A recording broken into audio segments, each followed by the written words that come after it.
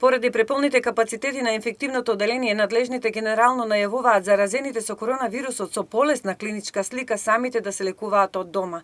Сите оние кои имаат лесни симптоми да бидат дома изолирани со симптоматска и витаминска терапија. Целта е да им се помогне на оние кои навистина имаат потреба од хоспитализација.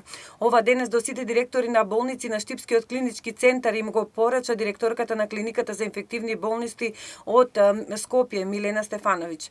Таа изјави дека поради динамиката на прием и исписи не може да се даде предвидување како и кога ќе бидат исполнети сите болнички капацитети, но на што може да се предвиди е на што апелираат е придвижување и придржување кон мерките како единствен начин на лична заштита и превенција од ширењето на вирусот.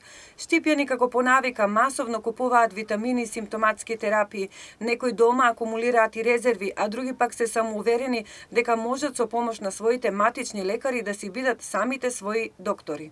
Сами. И што, најчесто витамини и други? Секако јас, пошто сум со 3 операции фактички, секако, и за притисок, така речено лориста, користам од 50 мг, имам и за срцето биол. Се плашите ли од коронавирусот? Не се плашам, нема што, кој дојде, но ја може да се плаши и чироко пукна, ама Манчев спаси ме, како доктор. Ако нема место во болницата, рековте сами ги се лекувате? Сами, само они терапија нека ми дадат и не мора да доваѓат. Тја користам колку е поорно, добро. Уколку не, ќе се информирам со телефонски со матичната и она ќе ми каже.